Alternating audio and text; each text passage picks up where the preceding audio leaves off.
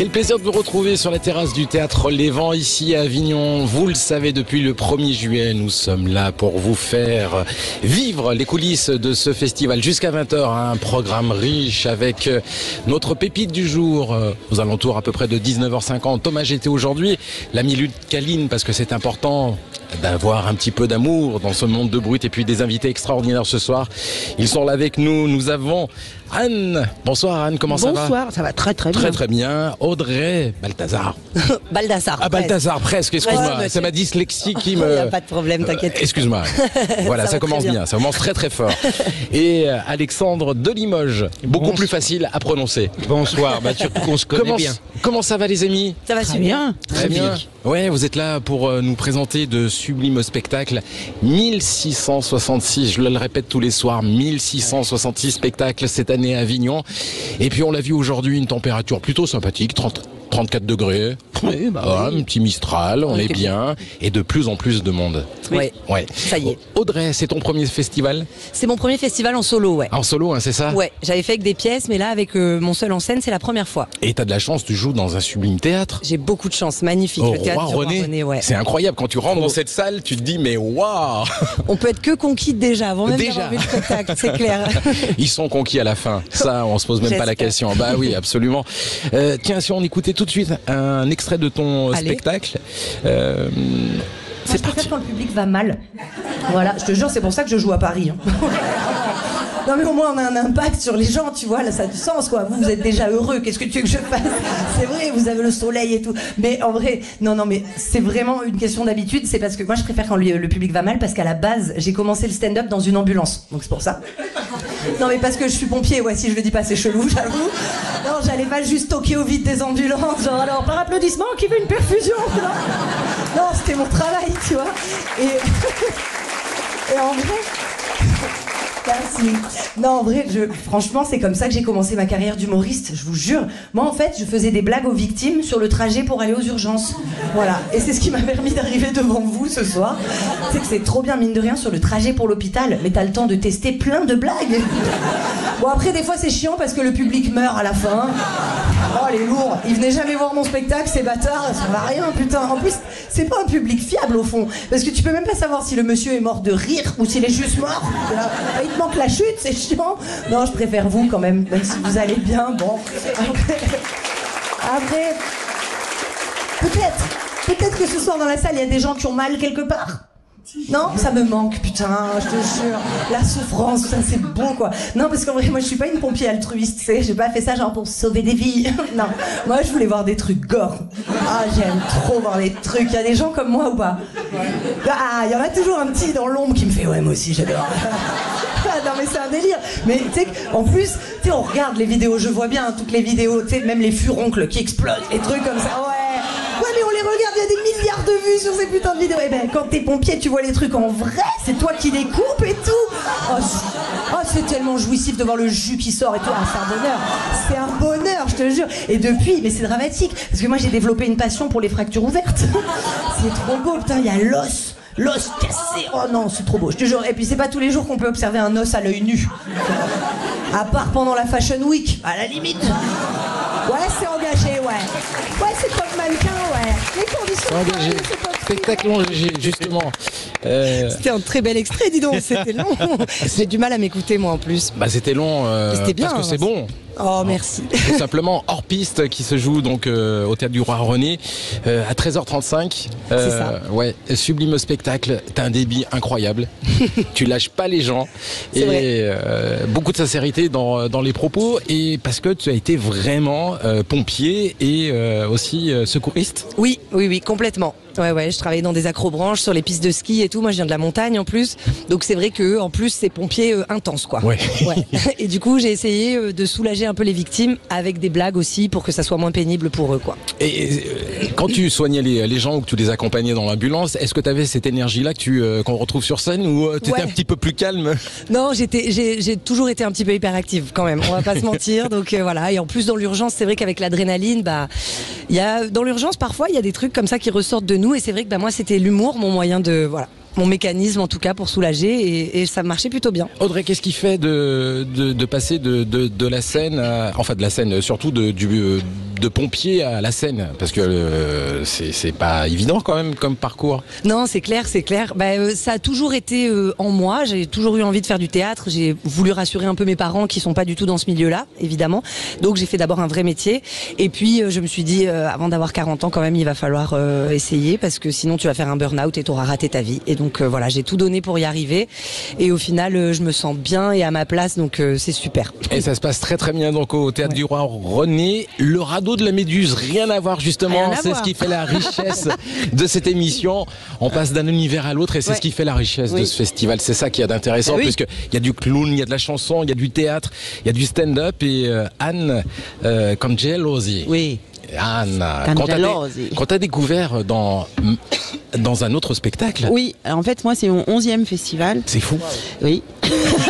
Ça ne se voit absolument pas. Non, je ne le fais pas. Exactement. Et en fait, j'ai créé un personnage qui s'appelle Mémé Casse-Bonbon. Ouais. J'ai écrit 3 spectacles. Donc il y a une trilogie. Donc le premier, je l'ai écrit toute seule comme une grande. Et les 2 derniers, enfin On n'achève pas les vieux et on est tous le vieux d'un autre, je l'ai coécrit avec Alexandre de Limoges qui est autour de cette table et qui a fait la mise en scène des 3 spectacles. Et voilà. Et puis j'ai fait 10 festivals avec Mémé. Et l'année dernière, je suis venue avec le radeau, puisque Alexandre m'a fait ce magnifique cadeau qui est le radeau de la Méduse. Et voilà. Et Anne, t'es sur scène, conférencière. Oui. Derrière toi, tu as le tableau. Oui. Et tu nous expliques tout ça. Voilà. Avec humour, bien évidemment. Oui, c'est une pas chiant du tout. Non, pas du tout. Du tout. Pas du tout. Malgré le sujet qui est un petit peu dense, voilà, et pas forcément très drôle, mais l'humour vient du personnage qui est un peu complètement même une conférencière déjantée, qui voue une fascination pour ce tableau et qui en même temps déteste ce tableau puisqu'il lui rappelle un peu le naufrage de sa vie, et elle va passer toute cette conférence à essayer de montrer toutes les incohérences qu'il y a sur le tableau. Par exemple, il y a une anecdote, alors je ne veux pas spoiler le spectacle, mais il y a une anecdote, c'est que Géricault, ce qui est vrai, Géricault ne savait pas peindre les pieds. D'accord. Donc sur le tableau, les personnages ont des chaussettes. Ah, c'est pour ces gens-là. Voilà. D'accord, ok. C'est génial. Donc ceux qui sont au premier plan, ils ont des chaussettes, on voit pas les pieds. C'est pas fait chier. Voilà, c'est ça. Clair. Et voilà, donc elle va dire, voilà, alors les pieds, voilà. Des chaussettes, franchement, pas vu, pas pris. Voilà, bon, enfin bref, il y a tout un truc, voilà. Et en fait, ce spectacle est construit en 3 parties. Donc une partie artistique, c'est la première partie. La deuxième partie, c'est historique, parce que derrière le tableau, il y a un vrai naufrage. Ça s'est réellement passé. Et Ils ont vraiment coulé. Oui. Enfin, il y a eu un radeau avec des gens dessus qui sont morts en pleine mer, quoi. Oui. Et enfin, c'est pas drôle. Non, c'est pas drôle du tout, parce que ce qu'ils ont vécu, c'était pas drôle du tout. Pas du tout. Mais excusez-moi, c'est la fin du festival presque. Donc juste pour les auditeurs, en fait, sur le radeau, au départ, ils étaient 147. Ils ont fini à 15. Ah oui, c'est peu. Voilà. Ah oui, très très peu. Bon, enfin bref. Et donc ce naufrage et ce tableau sont complètement indissociables, c'est-à-dire qu'on peut pas parler de l'un sans l'autre. Et surtout, ce qui est très important, c'est qu'ils sont à l'origine du plus gros scandale politique, artistique et social du début du 19e siècle. Et ce scandale, enfin ces 2 scandales, ont failli faire vaciller la monarchie. Donc Louis XVIII a failli, voilà. Donc, quelle idée que tu as eu, Alexandre de Limoges, d'écrire et de mettre en scène ce radeau de la Méduse qu'on retrouve au roseau de Teinturier à 11h30 tous les jours ici à Avignon. Moi, j'adore l'histoire. Je suis un historien ou un archéologue contrarié. Je suis tombé dans le théâtre très très tôt. J'en ai vécu. J'étais mineur, j'en vivais déjà. Bref, voilà. J'ai fait du théâtre malgré moi. Moi, j'ai fait le chemin opposé d'Audrey. Donc voilà, tout ce que j'écris, c'est souvent sur l'histoire, enfin souvent, voilà. J'espère que ce n'est pas que l'humour qui rend le radeau de la Méduse pas chiant. Je pense que l'histoire même ces monarchistes et de ces révolutionnaires est intéressante. Voilà, donc moi c'était ça qui m'intéressait. Ce tableau, il est exceptionnel et à plus d'un titre, c'est aussi le chef-d'œuvre du romantisme. Bon, il y a en littérature, on peut dire les Misérables de Victor Hugo, mais en peinture, c'est le radeau de la Méduse. Et donc voilà, on y découvre plein de choses, une façon de peindre différente, mais aussi une histoire, l'histoire de la Restauration, qui est une aberration historique, on peut dire. Donc voilà, ça raconte un petit peu cette injustice. Et puis si on regarde le tableau, là, je l'ai sous les yeux, mais vous connaissez tous un peu par cœur ce tableau.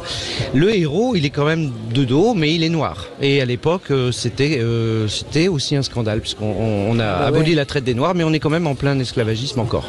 Ah bah oui, c'est clair. Donc ça raconte voilà cette histoire-là. On a mis de l'humour, mais même sans humour, c'est passionnant. Hein. Ah bah oui, non mais complètement. C'est les gens, quand les gens sortent, déjà ils me demandent si je suis prof d'histoire. Donc je dis non. Si je suis prof d'histoire de l'art, je dis non, je suis comédienne.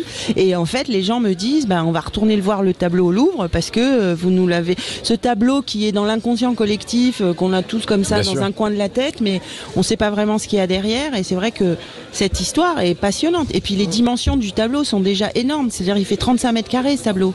C'est la taille d'un appartement, quoi. Il est incroyable. Il est chez moi en fait. C'est ça. Ah oui. Exactement. Voilà. Alors Christophe, tu me demandais pourquoi. Moi, parce que j'aime l'histoire, et puis pourquoi Anne? Précisément parce que dans cette conférencière qui est écrite, rigolote, complètement une espèce de mégère, une pain-bêche, enfin très désagréable. C'est pour Anne, quoi. Elle fait très bien les méchantes comme ça, et à mourir de rire dans les méchantes. Donc le radeau de la Méduse, 11h30, espace Roseau Teinturier. Audrey, hors piste, c'est au théâtre du Roi René, et notre ami Alexandre de Limoges avec Tour Eiffel, c'est à 13h. Et c'est à l'espace Roseau Teinturier, ça n'a rien à voir avec le Roi René. On en parle juste après la pub et on va jouer après. Cool, on va faire un blind test. Vous aimez ça? Oui. Vous aussi, si vous nous écoutez du côté peut-être d'Avignon, n'hésitez pas. Dans quelques instants, on joue et puis on retrouvera plein de surprises. À tout de suite. Merci de votre fidélité. Sud Radio, 19h-20h, Christophe Meillan, en direct du Festival Off d'Avignon. Merci d'être avec nous sur la terrasse du Théâtre Les Vents. Enfin, vous n'êtes pas avec nous, hein. Vous êtes peut-être en voiture, peut-être chez vous, en train de préparer la soirée du 14 juillet. C'est vrai qu'on est le 14 juillet. Oui. On est complètement déconnecté ici à Avignon. Carrément. Et c'est la finale ce soir. Et c'est la finale de... Bon, on s'en fout. La France a perdu. Alexandre, tu vas pas me dire que... Non, mais c'est l'Espagne, Angleterre, c'est ça? Ouais, c'est bien. On vient de me le dire. Oui, c'est ça. Un de mes tracteurs vient de me le dire. Comme promis, on va jouer. On va se faire un petit blind test. À vous de retrouver les titres, les chansons qui ont marqué les étés. Voilà. Il va falloir sortir l'année ou le titre ou le nom de l'artiste. C'est pas très compliqué, c'est histoire. L'année, c'est dur. Hein. Oui, un des trois. Okay, avant 1900, ça marche, moi. Pour moi. Il est spécialisé dans le 19e siècle, Alexandre. Allez, Quentin, premier extrait.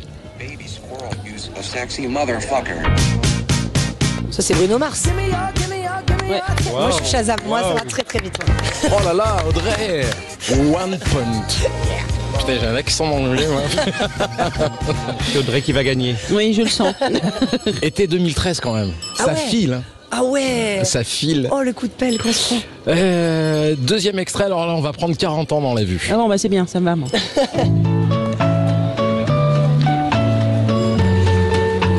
On dirait tous les garçons, et les filles, ouais. Tous les garçons et les filles. C'est ça. Oh, c'est beau. Je me rappelle plus qui c'est par contre. Françoise Hardy. Françoise Hardy, enfin. Qu'est-ce qui me prend? Ma mère est fan en Qui plus. nous a quittés y a pas longtemps. malheureusement il y a quelques temps. Allez, troisième extrait.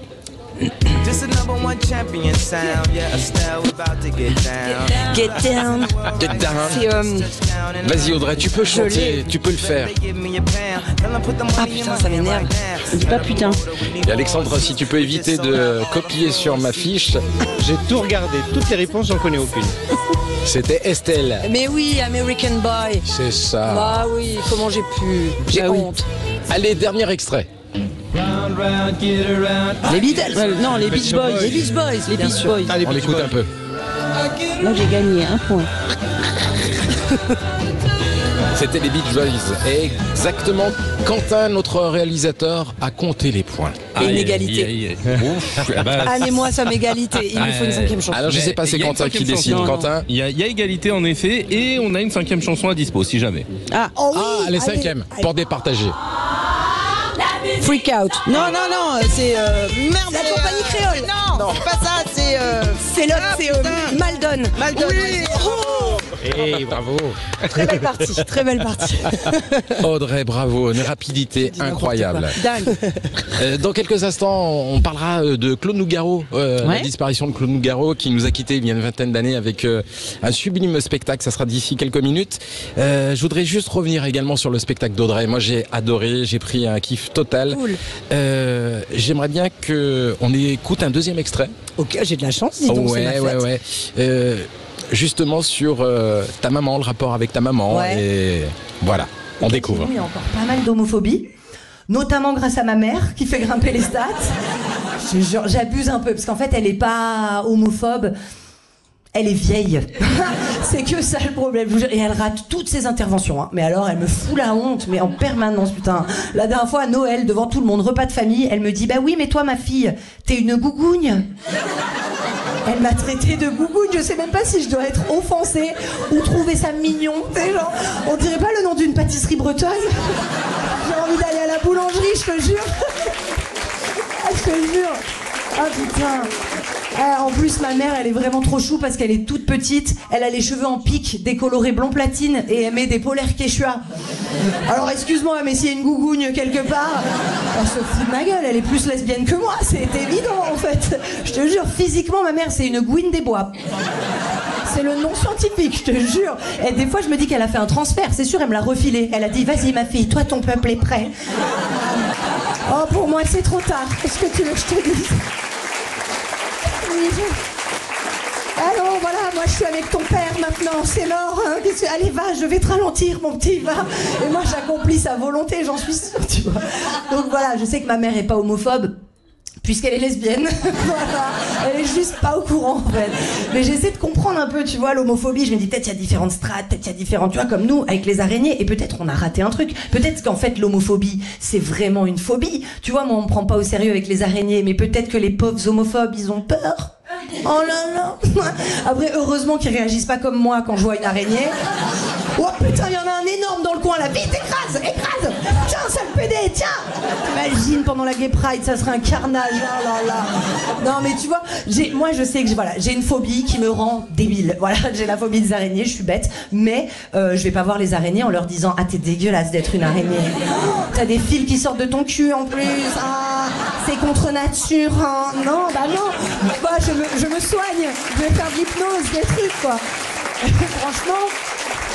Moi, je crois qu'on a raté un truc. Je te jure, moi, je crois qu'on a raté un truc. En fait, aujourd'hui, je pense qu'on peut soigner les homophobes. Et j'ai une solution. Wow, calmez-vous. J'ai eu un ouh seul. Je vais vous le dire, c'est très simple. On prend tous les homophobes et on les envoie à Montréal. Avec un peu de chance, ils iront bien se faire enculer. Merci beaucoup d'avoir écouté. Merci, le garage. Vous étiez charmés. Oh là là, je veux que... Ça s'applaudit Audrey. Merci. Hors piste. Et tu traites de l'homophobie. Aussi. Mais pareil avec légèreté. Oui. Le rapport avec ta maman. Ouais. Et tout ça. C'est quoi déjà son petit prénom? À ma mère. Non, son petit... le nom qu'elle donne aux lesbiennes, qui est sublime, c'est les gougounes. Les gougounes, voilà. Les gougounes. Et voilà, c'est le week-end. Et cette radio, c'est aussi la possibilité à de jeunes artistes, des jeunes chroniqueurs, et puis des assistants également de faire leur première. Et cette nuit à 4h30 du matin, je l'ai appelé pour lui dire écoute Nils, j'ai besoin d'un petit papier sur Audrey, ou du moins sur la tolérance. Et il l'a écrit entre 4h30 et 5h du matin, donc il faudra pas trop être dur avec lui. Allez, c'est à toi Nils. Bonsoir. Bonsoir. Et oui, la tolérance, on dirait presque le début d'un meeting NFP, mais non, on est sur Sud Radio. De toute ma vie, je n'ai jamais connu de personne plus tolérante que moi. J'adore le sucre, le lactose, les arachides et le gras. Je me balade dans les rayons gâteaux et confiseries comme si j'étais dans mon salon. Et Dieu sait que je suis très à l'aise dans mon salon. J'ai remarqué aussi que je supporte de moins en moins les parfums. Ça a commencé par le pollen et depuis, tous les trucs aux plantes, ça me fait éternuer. Style vaporisateur fait maison. J'ai donc dit adieu aux parfums féminins. Il ne me reste plus que le plaisir des parfums virils, sang, sueur, larmes, Invictus, le parfum qui vous rend invincible, même au lit, et Paco Rabanne. Au ski, il y a plusieurs pistes. Et puis, tu as leurs pistes et ceux qui sont dessus, qu'on regarde avec stupéfaction, méfiance ou admiration. Hors piste, c'est aussi le spectacle d'Audrey Baldassar. Elle, Après avoir glissé sur la neige, elle a décidé de glisser sur les femmes. Pourquoi pas? Moi, c'est sur les hommes. Enfin, ça glisse un peu moins. Limite, en soirée, on fait un combo. Mais attention, on se refile pas n'importe quoi. Moi, j'ai toujours comparé les hommes aux voitures. T'as la Twingo, le nerd qui joue jusqu'à 5h du mat, laissant jachère corps et esprit.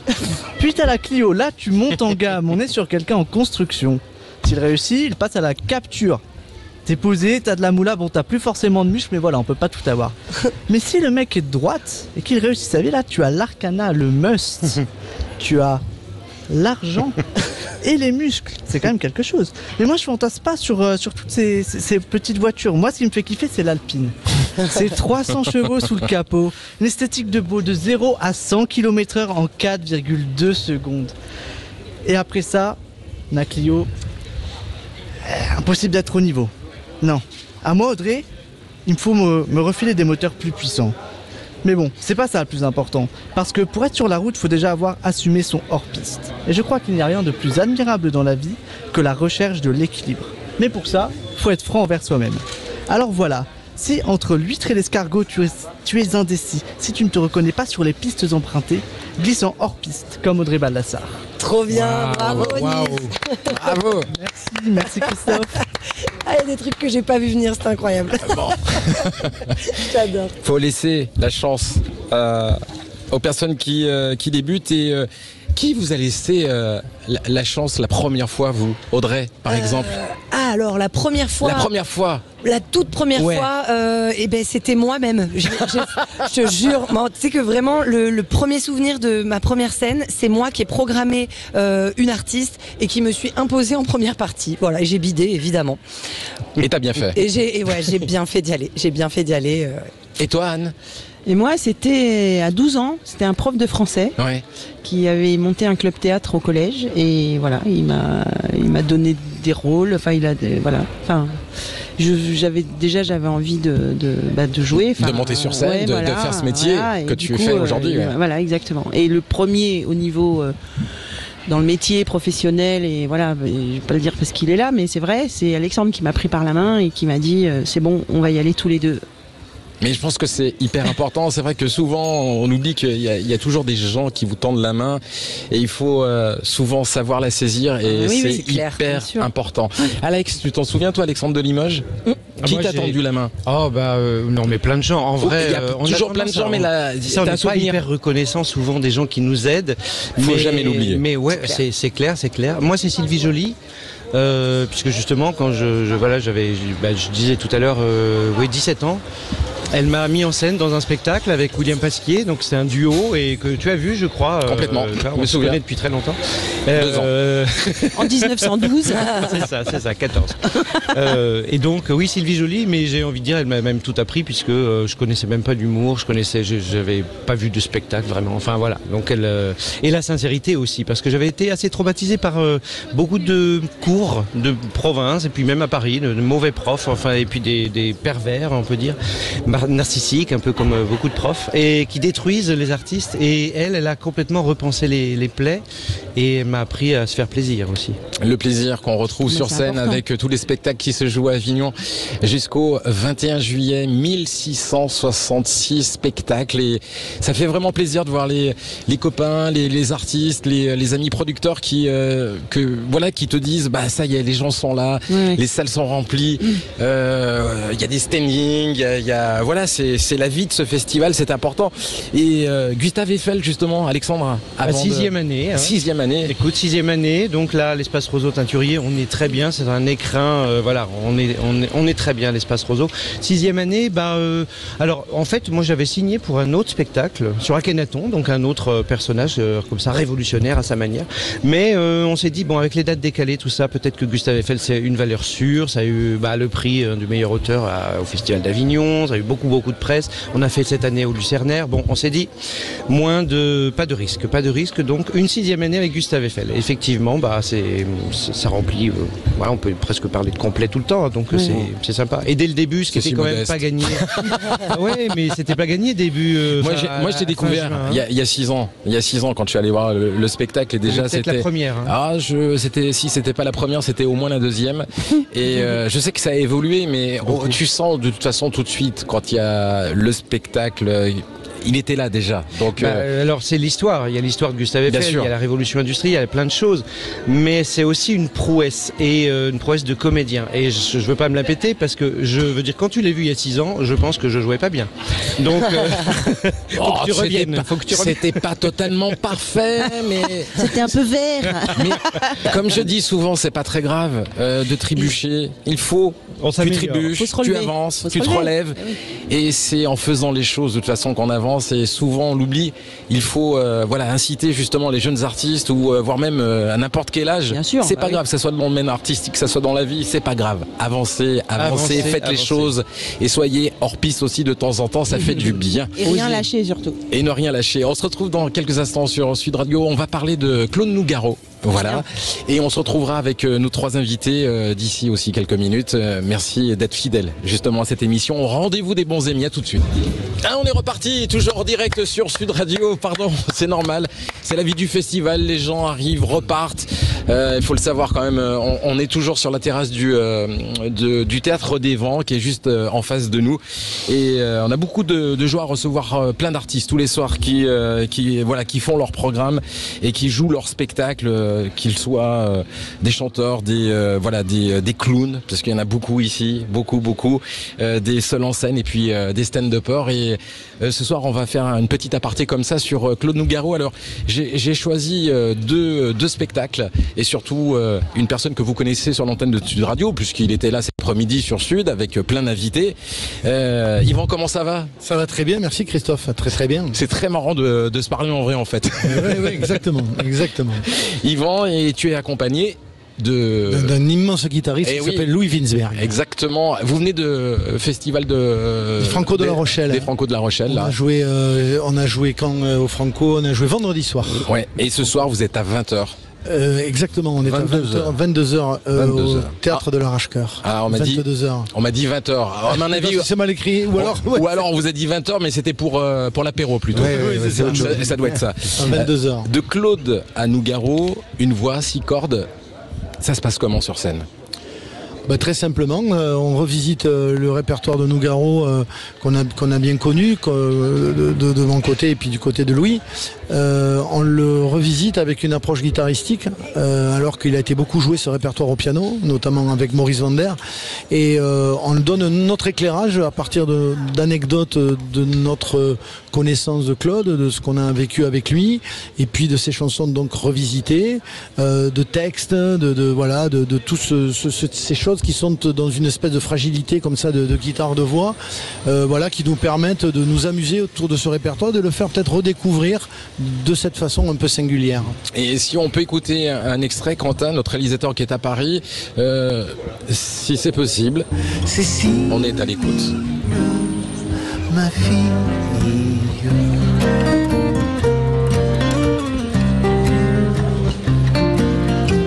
quand son ventre fut rond, en riant aux éclats, elle me dit alors, jubile, ce sera un garçon, et te voilà. Cécile, ma fille, avec Francis Cabrel. Oui, qui fait partie des invités de cet album.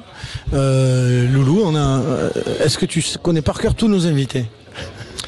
Oui, alors c'est vrai que donc Francis Cabrel est venu chanter Cécile. Il y a Thomas Dutronc qui est venu faire Armstrong avec nous, parce que le concept c'était vraiment Nougaro et guitare. Ça a été ça nos choix, et puis en plus c'est des amis, donc voilà, ils ont eu la gentillesse de venir. Il y a Anne Silla aussi, la chanteuse qui est venue avec son violon. Qui a une voix incroyable, qui est tellement solaire, généreuse. C'est ça. Quand elle interprète les chansons. Vraiment magnifique, et elle est venue avec son violoncelle d'ailleurs. Et on a fait rime avec elle, et il y a Big Flo et Oli qui sont venus dire un texte sur Claude Nougaro qu'ils ont écrit eux-mêmes sur Toulouse. Et je crois qu'on a un extrait justement. Sur les pavés de ta ville. Je te pose des questions que tu n'entendras pas. Serait-on des amis si tu étais en vie ? Est-ce que tu aurais souri devant mes plus belles rimes ? Ô Claude, toi qui as écrit l'amour et la passion, ou peut-être serais-tu envieux et aigri devant les mélodies de ma génération ? Et je me fais des... C'est magique, ils ont dit oui tout de suite. Big Flo et Oli là, tout de suite. Oui, disons que Yvan, je vais le laisser parler parce que lui, il les connaît bien, c'est presque leur parrain, donc en tant que Toulousain, forcément. Voilà, c'est ça. Et puis ils sont passionnés par Nougaro. Quand on est allé enregistrer chez eux dans leur studio, il y a une photo de Nougaro sur la porte d'entrée du studio. Ils ont vraiment cette passion pour son œuvre et tout ce qu'il incarne, c'est-à-dire le lien à Toulouse, cette appartenance comme ça, cette façon d'avoir chanté la ville, et puis de faire aussi de ces singularités, des forces, des choses qui viennent avec de la puissance, l'accent par exemple. Donc tout ça, c'est quelque chose qui nous réunit à tous et c'est le lien finalement qui est important. Et j'avais aussi envie de vous présenter d'autres personnes justement qui mettent à l'honneur le travail de Claude Nougaro, parce que c'est aussi la diversité, c'est complètement différent, ça parle de Nougaro, et puis il y a tellement de spectateurs à Avignon de toute façon qu'il faut aller voir et avoir cette curiosité bien sûr. De découvrir les spectacles. Et on va parler de À bout de souffle de Claude Nougaro. Bonsoir, ça va bien ? Bonsoir. Ouais. Autre registre. Autre registre, c'est différent sur scène. Vous, vous êtes plusieurs. Il y a plusieurs personnes autour de vous. Oui, on est 4. Il y a piano, batterie, violon, jeu et chant. Et en fait, nous, ce qu'on a décidé. Alors bon, moi, j'ai découvert Nougaro par la lecture et non pas par la musique, ce qui peut paraître étonnant. Mais en fait, j'ai écouté. Je connaissais les chansons les plus connues de Nougaro. Et puis en 2016, je suis tombé sur un album qui s'appelle Live au Champs-Élysées avec les arrangements d'Yvan Cassard. Et je me suis dit, tiens, je vais aller fouiller la parole de Nougaro, la poésie, parce que je voulais pas que la musique me pollue pour pouvoir écrire un fil narratif. Voilà. Et donc j'ai créé un spectacle de la naissance, même de la prénaissance, puisqu'il y a Mademoiselle Maman dedans qui raconte comment ses parents se sont rencontrés, comment ils l'ont conçu, jusqu'à la mort, de la naissance à la mort, l'enfance, l'adolescence, le jeune adulte, le couple, et ensuite des questions plus sociétales sur l'écologie, la mort, Dieu, la misère, la guerre, la mort. Puissant comme les paroles souvent de Nougaro. Jérôme, on peut essayer quelque chose? On peut essayer de venez les faire camarades. Une petite chanson a cappella s'ils se mettent derrière nous. Écoutez, on teste, on va tester puisqu'on est à l'extérieur, vous le savez, tous les soirs en direct sur Sud Radio jusqu'au 21 juillet. Qu'est-ce qu'on pourrait chanter, Jérôme? Un petit extrait du Jazz et la Java. Allez. On se tente le jazz et la Java. Quand le jazz est là, la Java s'en va.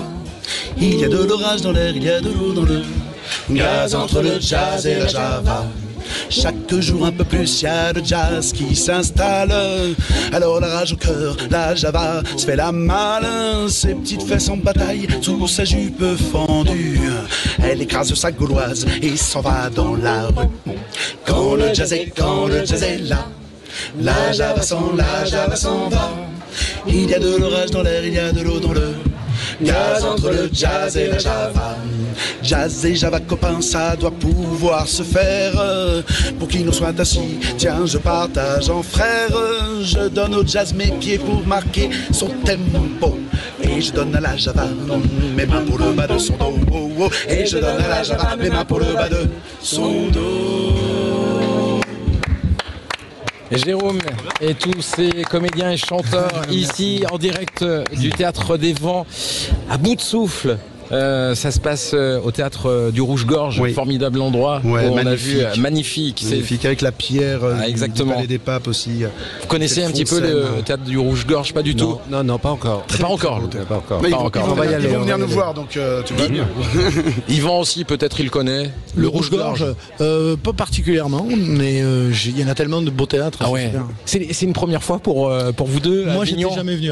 Je suis venu un spectateur, mais j'ai jamais. Jamais. Non. C'est super. En fait, c'est tellement fort toutes ces rencontres qui se font et de se retrouver sans se connaître autour de choses qui nous réunissent et qui sont importantes. En fait, cette émission, c'est ce qui se passe à Avignon, c'est-à-dire que les gens se croisent, se parlent et j'incite aussi tous les auditeurs qui vont arriver sur Avignon, c'est important, à laisser traîner les oreilles parce que il y a une chose magnifique ici à Avignon, c'est le bouche à oreille.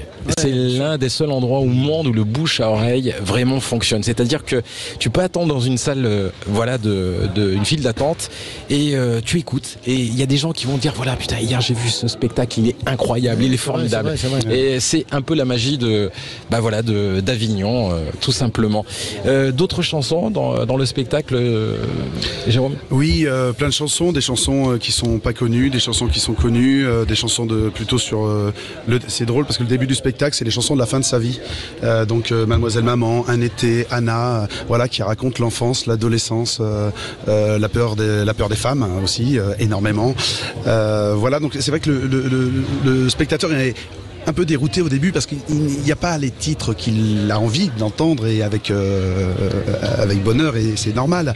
Mais comme c'est narratif, et ben du coup j'ai été obligé de faire des choix. Nougaro avait fait justement à la fin de sa vie un spectacle que peu de chanteurs ont fait, c'est qu'il a dit ses textes sans musique sur scène, en scène, où il n'avait pas de musique. Il était vraiment dans l'acte théâtral pur pour dire ses textes. Ça s'appelait Fable de Manfontaine. Et c'est vrai que les textes sont tellement riches chez Nougaro que même sans musique, on peut considérer que la force est là et qu'on est pris par un vrai récit et quelque chose de très ambitieux, de très excellent, quoi. Et donc cette œuvre-là, elle est vraiment abordable de façon très très différente et par plein d'axes différents. Et je crois que justement elle est abordée aussi dans certaines écoles auprès des élèves. Ça arrive assez souvent qu'ils étudient des textes de Claude Nougaro. Moi c'est ce que j'avais lu parce qu'ils sont riches tout simplement. Oui, ils sont très exigeants. Et puis ils contiennent une musicalité, Louis aussi, dans le texte lui-même. Il y a déjà la musique quelquefois. Oui, c'est sûr. C'est assez rare d'avoir une personne une seule personne qui est une plume comme ça, un vrai écrivain, un musicien, un arrangeur, et puis un homme de scène aussi, un performeur, parce que sur scène, il était, c'était quelque chose à voir. Donc c'est vrai que voilà, en une seule personne, ça réunit quand même une force incroyable. Oui, non, c'est ça. Non, je disais que c'était quand même toujours cet acte de la chanson, c'est de mettre le sens et le son au même niveau, quoi. Et Nougaro fait partie de ces gens qui ont réussi ça, c'est-à-dire avoir l'exigence du récit, du contenu, dans une musicalité parfaite, idéale, quoi, et très exigeante. Et ça, c'est nous, en tout cas, ce qu'on essaie de montrer dans ce spectacle, avec en même temps un peu de virtuosité, mais c'est pas ça le cœur du récit, mais surtout mettre les chansons en avant dans une nouvelle façon de les aborder, quoi. Et ce sera ce soir. C'est bien ça, 22h. À 22h15, ouais, au théâtre de l'Arrache-Cœur. Exactement. Voilà, à Avignon. À Avignon, donc si vous êtes dans la région, si vous n'êtes pas très loin, si vous nous écoutez, eh bien n'hésitez pas, l'Arrache-Cœur, donc ce soir à partir de 22h. Et la bise à tous les gens de Sud Radio. Mais toi c'est incroyable, toi Quentin qui réalise l'émission. Tu campes Cabanis. La station, toi. Ah bah oui, non, mais c'est une histoire assez ancienne, Sud Radio. J'ai fait une quotidienne pendant 8 ans. Et là, tu as invité quelques artistes à moi. Donc j'ai reçu beaucoup de gens. Oui, c'est une radio de famille, quoi. Vraiment, exactement. Et je suis très attaché. On s'y sent bien. Ouais. Et à bout de souffle, Claude Nougaro, 17h20. C'est bien ça. Au théâtre du Rouge-Gorge tous les jours sauf le mardi. Venez nombreux. Merci Yvan, merci Louis, merci Jérôme, merci merci à Quentin aussi qui travaille bien. Et on se retrouve dans quelques instants. Et Thomas GT là aussi bientôt là, c'est ça. Dans quelques minutes. Ah ben voilà, notre ami, notre Toulousain. C'est un autre Toulousain, c'est la famille. Et que j'aime beaucoup aussi. On le retrouve d'ici la fin de l'émission. À tout de suite. Merci beaucoup. Radio 19h-20h, Christophe Meillan en direct du Festival Off d'Avignon. Ah, que je l'aime, ce festival d'Avignon, comme aurait pu dire Claude Nougaro. Voilà, je fais quelques imitations, mais je vais m'arrêter là parce que c'est vraiment pourri. Désolé. Nos invités ce soir avec Alexandre de Limoges, qu'on peut applaudir. Ouais, bravo. Bravo. Allez, je m'applaudis. Audrey Balthazar. Bravo. Bravo. Melchior. Oh, ça va. Et puis Anne Cangelorzi. J'aime bien ce côté extérieur. Bravo. C'était formidable. Alors, pour les personnes qui viennent d'arriver sur Sud Radio, ils ont peut-être loupé un grand moment de radio avec la chanson de Claude Nougaro. A cappella, c'était super beau. Ouais. Magnifique. Voilà. Magnifique. Tiens, on va reparler du radeau de la Méduse. Oui. Et si on écoutait un petit extrait? Bah oui, cool. Volontiers. Allez, c'est parti. J'ai accepté de participer à ma manière à l'élévation culturelle populaire, du moment que c'est bien payé. Ce tableau que vous avez devant vous, qui pense qu'il représente une allégorie? On n'a pas toujours le public qu'on mérite.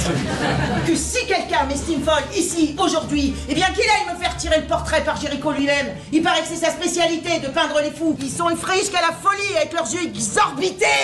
Calmez-vous. Un scandale défraie la chronique.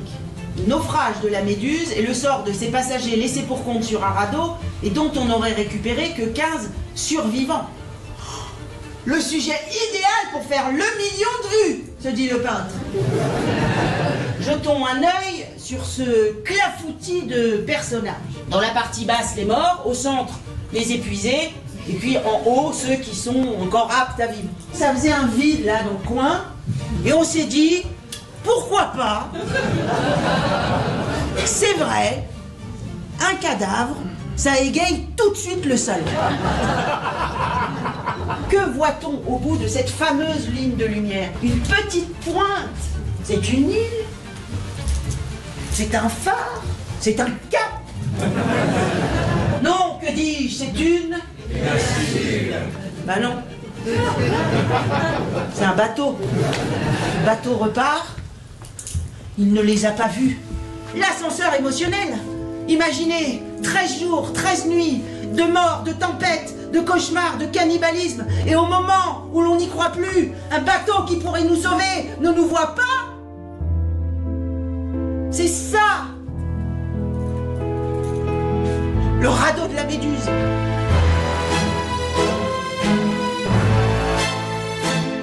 Merci beaucoup. Ça a l'air super. Mais quel talent. Ouais. Le radeau de la Méduse. Oui. L'espace Roseau Teinturier à 11h30 tous les jours. Exactement. Jusqu'à la fin de ce festival. Anne, on sent un réel plaisir aussi à... Ah, j'adore. Oui, on le sent. On le sent. J'adore. Ah, j'adore. En fait, pour la petite histoire, on coécrivait avec Alexandre, on est tous le vieux d'un autre, et Alexandre me dit, j'ai trouvé ce que je veux faire dans la vie, et je lui dis, ah bon, qu'est-ce que c'est? Je veux faire des seuls en scène historiques. Okay. Et je lui dis, mais que pour toi ou pour tout le monde? Et il me dit, non, non, pour tout le monde. Mais des hommes, des femmes, des femmes aussi, pas de souci. Donc je l'ai regardé bien droit dans les yeux et je lui dis, mais écoute, fais-toi plaisir. Et je lui dis, mais quel personnage, par exemple, pour les femmes? Et donc là, il me sort Olympe de Gouges, il me sort Marilyn Monroe, Simone Veil, bon. Et puis, 3 mois plus tard, il revient avec le radeau de la Méduse. Et donc moi je suis comme 80% des gens, c'est-à-dire que je connaissais comme ça vaguement le tableau, mais je savais pas qu'il y avait un vrai fait divers par exemple derrière. Et je lui ai dit, mais tu n'as rien de plus glamour à me proposer que, ou c'est tout ce que je t'inspire, le radeau de la Méduse. Et en fait il m'a dit, lis. J'ai lu et franchement c'est improbable. Enfin, je suis tombée amoureuse de l'histoire et vraiment j'adore jouer ce spectacle parce que le texte est ciselé, il est vraiment hyper bien écrit. Et j'adore ce personnage et vraiment j'adore tout ça quoi. Et on va aller à t'adorer. Ouais, c'est gentil. Le radeau de la Méduse à l'espace Roseau Teinturier à 11h30 chaque jour à 19h47, 19h50. On a le droit à la pépite du jour.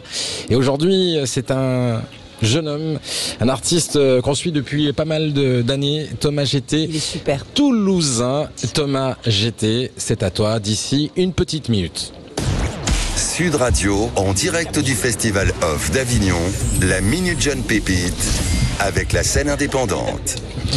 Thomas, bonjour, comment ça va? Bonjour, enfin, ça bonjour, va bonsoir. Bonsoir, ça va? Oui, très bien. Ça va, tout le monde, vous allez bien? Oui, ça va. Ouais, ça va. Ça va, je demande parce que en ce moment, j'essaie de me rassurer sur mon état de fatigue en demandant aux autres s'ils vont bien. On est déjà à la fin de la 2e semaine de cette édition 2024 du Festival d'Avignon et j'ai l'impression d'être à Roland-Garros. Et oui, pour une fois, il reste des Français en 2e semaine, mais il faut voir dans quel état ils sont. Le match Festival d'Avignon contre comédiennes et comédiens bat son plein. Le festival mène déjà à 6-4, 6-2 et on sent bien le 6-0 arriver en 3e et dernière semaine. Oui, on le sent, après plus de 15 jours, les troupes commencent à être bien fatiguées. Pour ma part, c'est mon 2e Festival d'Avignon avec mon spectacle Artichaut. Et forcément, quand tu reviens, tu crées un lien avec les locaux. Et ce qui est merveilleux, c'est que les gens d'ici ont toujours les mots justes pour te remonter le moral en cas de coup de mou. Oh, Thomas GT, le chou-fleur. Comment tu vas, mon poulet? Ça fait plaisir de te revoir. Wow. Par contre, tu as chargé, toi, hein? Tu n'as pas dormi depuis l'an dernier ou quoi? Oh, sous tes yeux, c'est pas des poches, c'est des valises. Oh, tu as 2 valises, elles sont tellement grosses qu'on pourrait partir 2 ans à Tahiti avec ma femme sans problème, hein? Véridique, ça s'est passé ce matin rue de la République. Merci à Francis, un Avignonnais fort sympathique. C'est vrai que je sens que les 6 heures de flyage par jour sur les pavés chauds de la rue des Teinturiers, ça commence à jouer, hein. Après, j'ai remarqué que tracter en étant fatigué, c'était aussi efficace que l'attaque de l'équipe de France de foot à l'Euro. T'es pas loin de faire venir la personne dans ta salle, mais cadré à côté. En parlant de l'équipe de France de foot, bonne fête nationale à toutes et à tous. Je voudrais faire une bise particulière à ma grand-mère, qui n'est pas du tout une personne inquiète dans la vie, puisqu'elle m'a appelé tout à l'heure en me disant « Thomas, mon chéri, dis-moi, je suis devant la télé, là je regarde le défilé du 14 juillet et je vois qu'ils font des loopings en l'air avec les avions de chasse au-dessus de Paris. Rassure-moi, tu prends pas l'avion aujourd'hui? Non, parce qu'on sait jamais, hein, qu'ils te rentrent pas dedans, ces zinzins en l'air avec leurs loopings, là. » Ça vous illustre un petit peu le niveau moyen d'angoisse dans la famille GT. Mais au-delà des angoisses familiales et de la fatigue présente dans tous les corps et les esprits des acteurs au sens large du festival, je suis persuadé que ce soir, en Avignon et n'importe où en France, on va célébrer l'unité et la liberté. On a la chance, nous, de pouvoir le faire. Et ce qui est encore plus beau, c'est qu'on va toutes et tous danser et s'enlacer sur des chefs-d'œuvre poétiques de la chanson française. J'adorerais que ce soir, et plus encore, on aille bien s'aimer sur une étoile ou sur un oreiller jusqu'au bout de la nuit pour un beau voyage. Bonne fête à toutes et à tous. Merci Thomas. Merci. Thomas GT, Artichaut, au théâtre L'Albatros jusqu'au 19 juillet. Exactement. Donc c'est les dernières là. C'est 5 jours là, c'est le bon détail. C'est 5 jours, on revoit la... Tu vas pas jusqu'au bout toi? J'ai pas fait de relâche, faut pas que je le dise trop fort quand même, mais voilà. Pas trop fort. Mais j'en ai fait une au milieu du festival. Merci Thomas. Merci à vous. Merci beaucoup. Et on se revoit bientôt. On se revoit bientôt. À très vite. À très vite. Je vous conseille d'aller découvrir le spectacle de Thomas GT à l'Albatros Théâtre. C'est tous les jours à 12h40. Avant de se quitter, on va faire un dernier quiz. Oui. Allez, on joue tout de suite. Et cette fois-ci sur les monuments, quel hasard, qui ont changé l'urbanisme des villes. Oula. C'est pour Alexandre. C'est pour Alex, parce qu'il se la raconte depuis tout à l'heure. Si vraiment il est calé, le bougre. Non, c'est très simple. Vous allez voir, même vous, chez vous, il n'y a pas besoin de sortir le dico, taper Google et tout ça. La fontaine de Trévi est l'un des plus beaux monuments de Rome et donc l'un des lieux les plus visités de la ville. La raison en est simple, il s'agit de la plus belle fontaine du monde. Vrai ou faux? Vrai, je pense. Oui, c'est vrai, c'est vrai. Aïe, on attendait le piège. C'est que j'avais simplement envie de parler de la fontaine de Trévi, qui est juste sublime. Et voilà. Tu sais ce qu'il faut faire à la fontaine de Trévi? Ah bah il faut pas faire pipi dedans déjà. Mais il faut se mettre dos à la sculpture et lancer au mois d'octobre dernier. Et c'est pas facile parce qu'il y a tellement de monde qu'en fait il faut se mettre très loin. Ah non, il faut se battre. Hein. Ouais, parce que ça porte bonheur. Ouais. Inauguré en 1885 à Chicago, le Home Insurance Building est considéré comme le premier gratte-ciel de l'histoire de l'architecture. Vrai ou faux? Non, c'est le Flatiron, non? Eh ben non, c'est bien vrai. Ah bon? Eh ouais. Il y avait un piège. Mince. La statue de la liberté. Oui. Alors là, Bartholdi, mais est érigée par la France pour le centenaire de l'indépendance des États-Unis. Oui. Le 28 octobre 1886. Est-ce que c'est vrai ou est-ce que c'est faux? Alors pour le centenaire, oui. 86, je sais pas. Tu sais pas? Moi, je sais pas. Mais c'est Eiffel qui a quand même fait la structure. C'est vrai. Fait qu'aujourd'hui, c'est encore debout. On sait que les New-Yorkais n'en voulaient pas et qu'ils n'ont pas financé cette sculpture, enfin cette statue, et que c'est les Français qui ont dû payer même le piédestal, je crois. Et pour le coup, c'est bien. Mais en fait, c'est vrai. Petite dernière, Audrey. Ouais, mais moi je suis nulle. Hein. Oui, je vois bien. C'est sincère. Il y a du monde pour le blind test, mais alors après, bonjour pour la culture. Le viaduc le plus long de France est le viaduc d'Aquitaine, long de 2460 mètres. Vrai ou faux? faux, c'est faux. C'est Millau. C'est Millau, moi je dirais que c'est Millau. C'est vrai. Ils sont forts.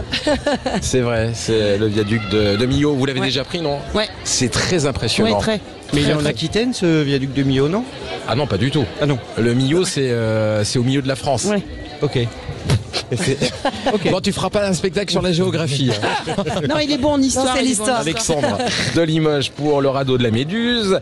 Il y a aussi Monsieur Gustave Eiffel et puis hors-piste pour Audrey au théâtre Du Roi René. À 13h35. Et là, on sent vraiment que tu t'amuses sur scène. Je m'éclate. On va devoir se quitter. Oh non. Mais avant de se quitter, il y a ce moment que tous les auditeurs attendent, que tous les artistes attendent. Oui. Il s'agit de la Minute Câline. Ah. Oh. Sud Radio, en direct du Festival Off d'Avignon, la Minute Câline. Je veux ce petit moment de 2-3 minutes simplement parce que voilà, j'ai envie d'amour, j'ai envie de bisous et de câlins et surtout j'ai envie de donner la possibilité à vous artistes qui viennent me voir chaque soir sur la terrasse du Théâtre des Vents, bien de donner un coup de pouce, peut-être un artiste que vous avez vu, un coup de cœur tout simplement, un ami dont vous avez envie de parler ici à Avignon, un conseil. Audrey. C'est super dur parce qu'il y a vraiment beaucoup de spectacles que j'ai adorés. Alors évidemment Amandine Lourdel qui est une de mes meilleures amies. Qui joue au Théâtre des Vents. Et qui est incroyable, je vous la conseille vraiment. Et ce matin je viens de voir le seul en scène de Tessa Volkin qui s'appelle Hold Up et qui raconte l'histoire, qui porte la parole d'une AMP dans un EHPAD.